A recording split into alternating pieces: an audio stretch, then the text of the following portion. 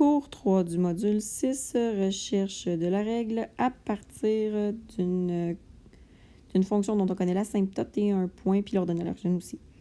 Donc, part toujours du graphique ou de la mise en situation, sort les informations qui sont importantes.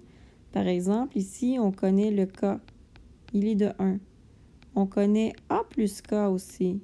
Il est de 3. Ça, c'est ton ordonnée à l'origine qui correspond à A plus K dans la fonction exponentielle. Donc, si on a un K de 1, bien A plus K vaut 3. Donc, automatiquement, le A vaut 2.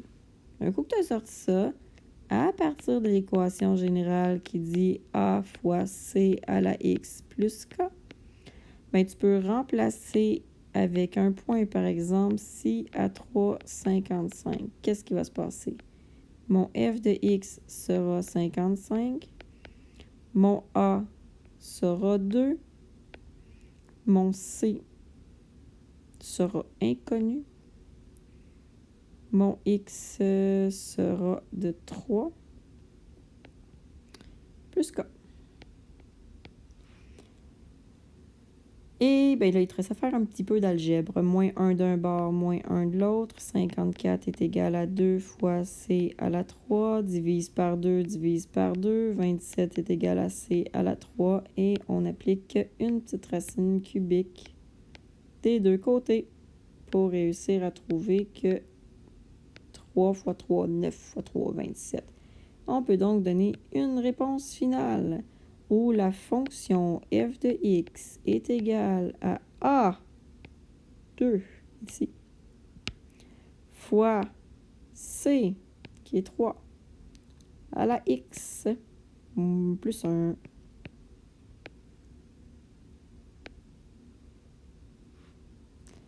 C'est tellement géant que ça donne mal aux yeux.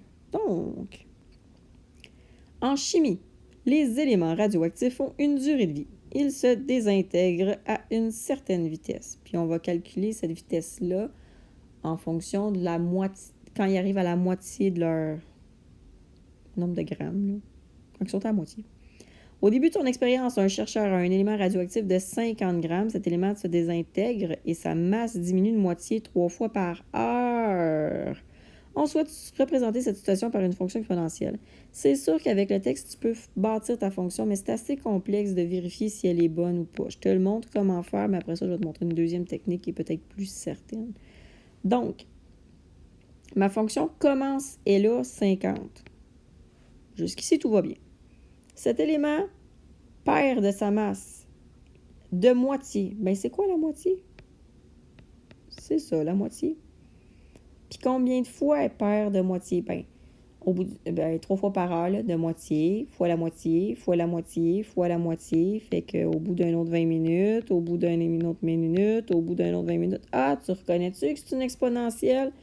Donc, on va multiplier par la moitié un certain nombre de fois. Bien, en fait, c'est 3 fois à chaque heure. Ouais, je le sais, c'est pas évident à bâtir tout ça. Puis là, en plus, c'est que je peux mettre une exponentielle. Puis je peux appliquer ça sur tous les membres à l'intérieur. Donc, qu'est-ce qui est exposant 3? C'est 1 sur 2 fois 2, 4 fois 2, 8. Ça va donner mon équation finale. Bon. Maintenant, concrètement, ça veut dire quoi, cette affaire-là? Ça veut dire que selon le temps, la masse de mon objet radioactif va être diminuée de moitié. Fait qu'au départ, j'en ai 50 grammes. Puis 1, 2, 3 fois par heure. En 3 fois, il va diminuer de moitié. Il va diminuer de moitié. Je vais multiplier par une moitié pour arriver au bout d'une heure.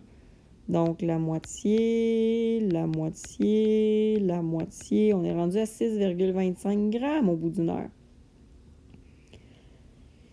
Je pourrais trouver au bout de 2 heures, mais je vais travailler avec les minutes dans le milieu. Mais c'est sûr que si je mettais 20 minutes, 40 minutes, 60 minutes, ça serait plus facile. Mais là, je serais plus par heure selon mon texte. Et si je veux que ce soit par heure, je pourrais dire 1 tiers d'heure, 2 tiers d'heure, puis mon heure deviendrait en fait 3 tiers d'heure. Ouais, je peux laisser 1 heure parce que 3/3, c'est la même chose. Mais pour les besoins de la cause, je vais les laisser comme ça parce que tu vas voir que c'est plus facile à traiter quand toutes les fractions sont sur un dénominateur commun. Donc, on va aller se faire un super système d'équations avec 2 points. Si à 3/3, je suis à 6. Tiens, je vais commencer par le plus gros point, la plus grosse valeur au début. Si à 1/3, je suis à 25. Si à 3/3, je suis à 6 et 25. Je vais avoir 2 équations bâties avec ça. Là, retiens bien l'équation finale avec 50 puis un huitième, là. On va arriver à la même affaire. Donc, la première équation sera f de x est égal à a fois c fois x plus k, il n'y en a pas parce qu'on ne parle pas de k là-dedans, et une deuxième équation qui sera 6 et 25 a fois c à la 3/3 à la x. Donc, j'ai mes deux équations qui me forment un système d'équations. On peut aller les manipuler soit par comparaison, substitution, réduction. Je vais y aller par réduction, mais ce que tu es habitué de faire jusqu'à date, c'est de soustraire la deuxième équation de la première. Avec une exponentielle, ça ne fonctionnera pas. Parce que AC 1/3 moins AC 3/3, ça n'existe pas. A fois C à la 1/3 moins A fois C à la 2/3, 3/3, excuse-moi. Bien, tout ce que tu peux faire, c'est mettre le paramètre A en évidence. Il va te rester C à la 1/3 moins C à la 3/3. Bien, ça se peut pas, ça. On ne peut pas faire une soustraction quand on n'a pas les mêmes exposants. On peut les multiplier, les diviser. On peut tout multiplier, tout diviser. Mais soustraire, additionner, c'est compliqué. Donc, ce qu'on va faire avec ça, c'est une division, une réduction par division. Ouais, on a le droit de faire ça. 25 divisé en 6 et 25, il rentre 4 fois. 4 fois 6, 24, puis 25 cents 4 fois. Voilà. Égal A divisé en A. A divisé en A, bien, il s'annule. Il reste 1. Je ne l'écrirai même pas. Et il reste C à la 1/3 sur C à la 3/3. On va soustraire les exposants. Il y en a plus en bas, fait que je vais le garder en bas, mon C, 3/3 moins 1/3, 2/3.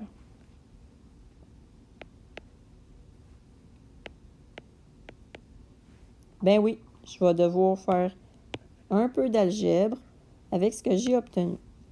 Donc, je suis à 4 égale 1 sur C à la 2/3. Je vais faire un produit croisé, ce qui va me donner 4 fois C à la 2/3 égale 1, divise par 4 des deux bords. C à la 2/3 égale 1/4. Comment je fais pour faire partir un exposant fractionnaire? L'exposant 2 s'allie avec la racine carrée. Puis l'exposant 1/3, je peux le multiplier et exposant 3, exposant 3. Pourquoi? 2/3 fois 3, ça fait 2. Parce que le dénominateur s'enligne avec lui.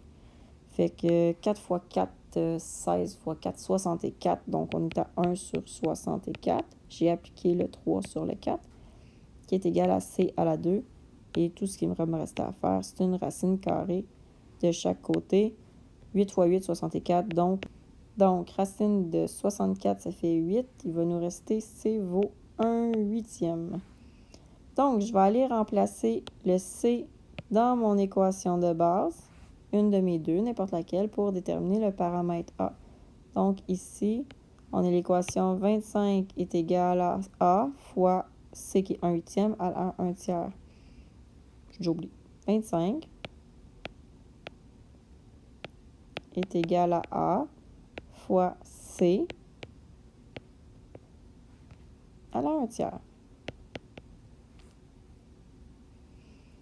Donc, faire 1/3, c'est comme faire une racine cubique. Je vais appliquer le 1/3 à tout le monde. Donc, il va me rester 25 est égal à A fois 1 sur 8 à la 1/3. Puis comme je t'ai dit, à la 1/3, c'est une racine cubique. Donc, racine cubique de 8, ce qui est 2. 25 est égal à A sur 2. Produit croisé, 50 égale A. ben, j'ai mon paramètre A, j'ai mon paramètre C, qui sont exactement les mêmes que j'avais trouvés tantôt. Donc, f de x égale 50 fois C à la x. Ouais, c'est intense. On le fait pour trouver la règle en connaissant les asymptotes puis 2 points. On va avoir un système d'équations à faire comme dans les questions précédentes. J'ai juste mon y vaut moins 1. Donc, on part de l'équation générale d'une fonction exponentielle a fois c à la x plus k. Donc, on va y aller avec les 2 points. Si on a le point 5, 95. Si on a le point 1 puis 5.